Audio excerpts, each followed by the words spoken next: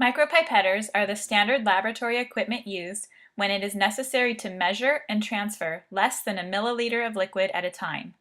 You will use them throughout this semester. It is essential that you master their use if you are to be successful in your experiments. So, let's familiarize ourselves with the basic parts, functions, and operation of the micropipettors that you will use in this class. Different size micropipettors are meant to measure different volumes, but they all work essentially the same. We'll focus first on the smallest micropipetter. This micropipetter is called a P10. Many of the micropipettors look similar, so you can check to be sure that you have the right one by noting the color of the plunger. The P10 has a white plunger, seen here. The P10 is used to measure volumes from 0.5 microliters to 10 microliters. You should notice that the numbers on the top of the plunger indicate the volume range that the pipette can measure. Each micropipetter has a window that displays the volume that the micropipetter is set to measure. This P10 is set to measure 2.0 microliters. Note the red horizontal line in the window is like a decimal place. And each micropipetter has a volume adjustment dial. The first thing you should do when using a micropipetter is set the micropipetter to the volume you wish to measure. To change the volume setting, just rotate the volume adjustment dial until the desired volume is reached. Be sure to watch the volume setting change in the window and be sure that you do not adjust the volume outside of the range of the micropipetter.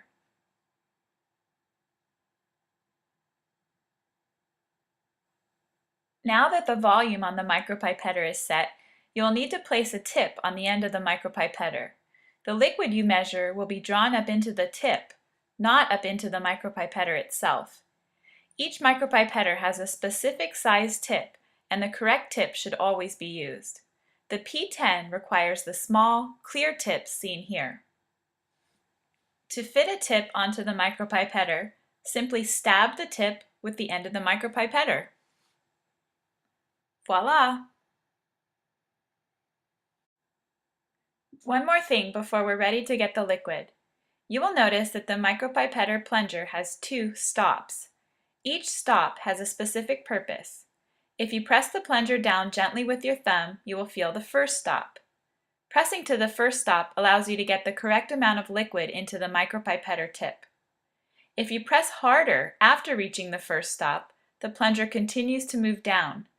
Pressing to the second stop will eject all the liquid from the micropipetter tip. Don't press the plunger to the second stop when measuring liquid into the tip, or you will get too much. Okay, let's measure some fluid. The micropipetter is set to the correct volume and has a tip in place. Press the plunger to the first stop. Immerse the micropipetter tip into the fluid you wish to measure. Release the plunger gently. Remove the micropipetter from the fluid. See the liquid inside the tip? Now move the micropipetter to the location you wish to eject the fluid. Press the plunger to the second stop to eject all the fluid. Lift the micropipetter and release the plunger. Each micropipetter has a tip ejector button. Pressing on the button should eject the tip from the micropipetter. But the tip ejector button doesn't always work, and removing the tip with your fingers may be necessary.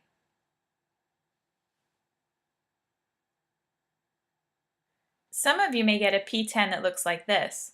It measures the same volume range, 0.5 to 10 microliters, and uses the same small clear tips as the P10 we worked with at the beginning of the video.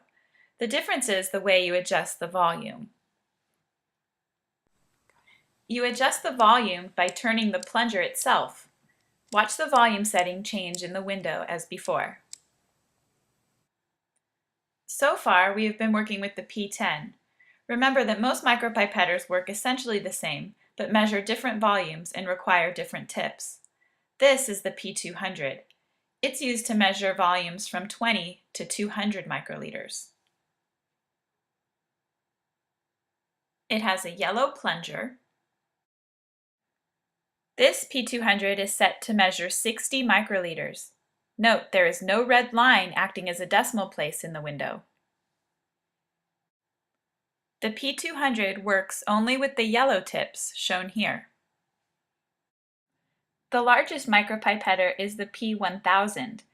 It's used to measure volumes of 100 to 1000 microliters. It has a blue plunger. This P1000 is set to measure 250 microliters, or 0.25 milliliters. See the red line acting as a decimal place, just like the P10? Now the P1000 is set to measure 1000 microliters, or 1.00 milliliters. The P1000 works only with the large tips, shown here. The large tips might be blue or clear. Remember, these tools are called micropipettors for a reason. They measure microliters, which are micro or very small volumes, such as the amounts seen here. Can you identify which micropipetter was used to measure each of the volumes in this image?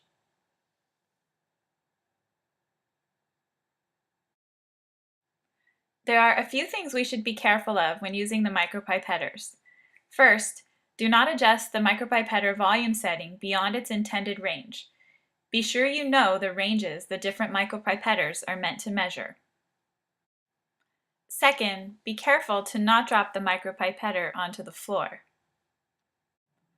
Third, do not release the plunger too quickly when drawing fluid into the micropipetter tip. This could cause fluid to enter the micropipetter itself and could damage the micropipetter. Watch here as someone releases the plunger too quickly.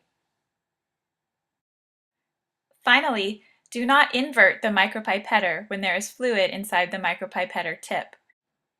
This could also cause fluid to enter the micropipetter.